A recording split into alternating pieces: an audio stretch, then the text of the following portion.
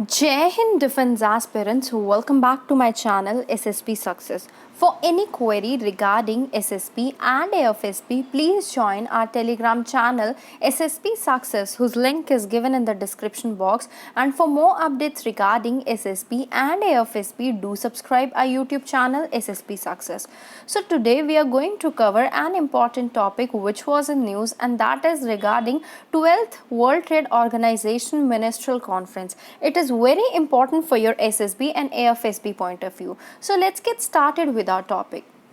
See why it is in news. Recently 12th Ministerial Conference जो है world trade organisation की concluded हुई.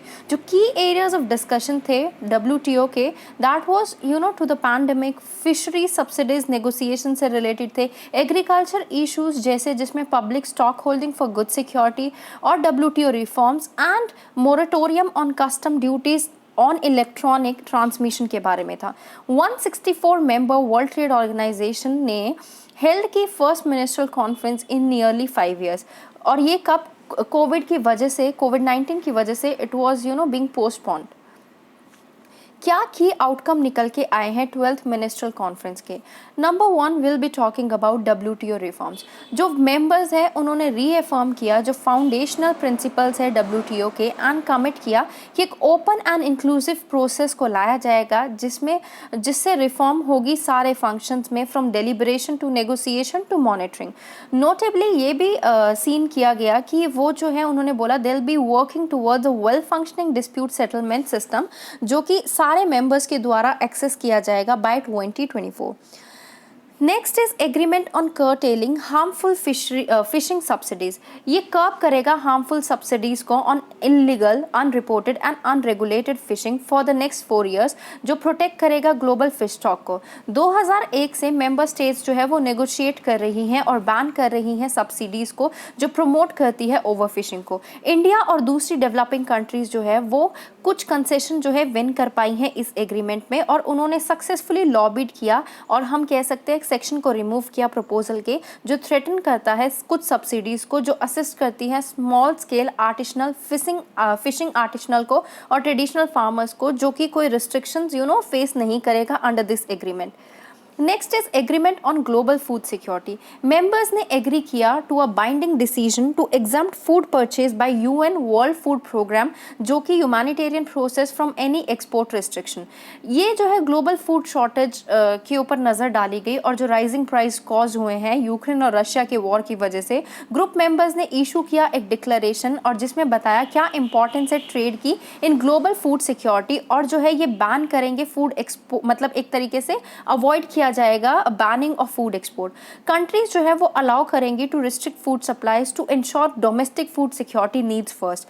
Next was on agreement on e commerce transaction. 2017 से लेके 2020 तक developing countries ने पोटेंशियल टेरिफ रेवेन्यू को लॉस किया of around $50 billion on imports from only 49 digital products. WTO के मेंबर्स ने जो है पहले एग्री नहीं किया था कि कस्टम ड्यूटीज को इम्पोज करने वाली बात पे on electronic transmission in 1998 when internet was still relatively new, like we are talking about the back in 1998, but जो moratorium है उसको periodically extend करने की बात की गई है.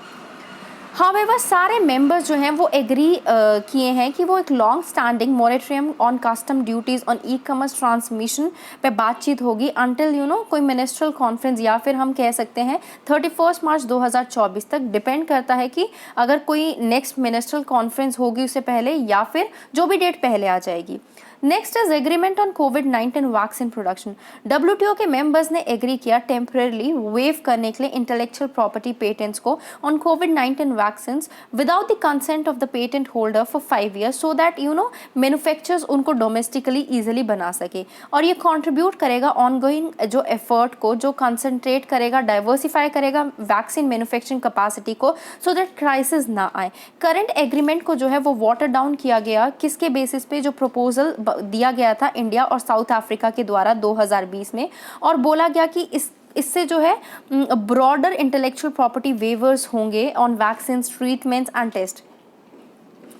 रिच फार्मास्यूटिकल कंपनीज ने स्ट्रांगली इस चीज़ को अपोज किया था, आर्ग्यू ये किया था आईपी जो है वो एक्सेस को रिस्ट्रिक्ट नहीं करती है कोविड वैक्सीन की, तो ये पेटेंट प्रोटेक्शंस को क्यों रिमूव किया जा रहा है, ठीक है। क्या इश्यूज रेज किए गए इंडिया के द्वारा ऑन डब्ल्यूटीओ रिफॉर्म्स। इंडिया ये मानता है कि world trade organisation reforms discussion जो है उसको मतलब हमारे फंडामेंटल प्रिंसिपल्स को स्ट्रेंथन करने पे फोकस करना चाहिए, और इस टाइम पे special and differential treatment reserve करना चाहिए, जिसमें जो है consensus based decision making, non discrimination और स्पेशल एंड डिफरेंशियल ट्रीटमेंट को अवॉइड करके, या फिर हम कहें जो इम्बैलेंसेस थे उनको एक तरीके से रिमूव करना चाहिए। इंडिया ने एक तरीके से इनिशिएटिव लिया और सजेस्ट किया रिफॉर्म्स के लिए फॉर डेवलपिंग कंट्रीज़, ठीक है। इंडिया ने ऑफर किया एक प्रपोजल जिसमें जो क्रिटिसाइज़ करता है यूरोपियन यूनियन एंड ब्राज़ील के सजेशन को, जिसमें जो कि open ended exercise on WTO amendments पे था, जो कि अगेंस्ट था। ई कॉमर्स ट्रांजैक्शन पे इंडिया ने बोला कि डब्ल्यूटीओ को रिव्यू करनी चाहिए extension of moratorium on custom duties on e commerce transaction, जिसमें digitally traded goods and services भी आती है।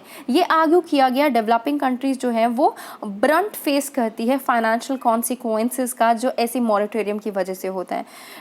इंडिया ने फूड सिक्योरिटी के मामले में ये बोला कि डब्ल्यूटीओ को रीनेगोशिएट करना चाहिए सब्सिडी रूल्स को for government back food purchasing programme, जो कि पुअर सिटीजन्स को फीड करता है in developing and poor countries. India को एश्योरेंस चाहिए कि पब्लिक स्टॉक होल्डिंग प्रोग्राम जो है जो एक्सक्लूसिवली नेशन के फार्मर्स के द्वारा बाय किए जाते हैं और एक्सपोर्ट किए जा रहे थे, वो डब्ल्यूटीओ उसको चैलेंज नहीं कर सकता, and that would be illegal if it is done by WTO. क्या इंपॉर्टेंट फैक्ट्स हैं वर्ल्ड ट्रेड ऑर्गेनाइजेशन के, उसकी बात कर लेते हैं। वर्ल्ड ट्रेड ऑर्गेनाइजेशन 1995 में आई थी। WTO is a successor of general agreement on tariff and trade, establish की गई थी सेकेंड वर्ल्ड वॉर के बाद। इसका ऑब्जेक्टिव है टू हेल्प ट्रेड को मतलब स्मूथली फ्लो करवाने देना, फ्रीली एंड प्रिडिक्टेबली। इसमें 164 मेंबर्स है, जिसमें 98% ऑफ वर्ल्ड ट्रेड आता है।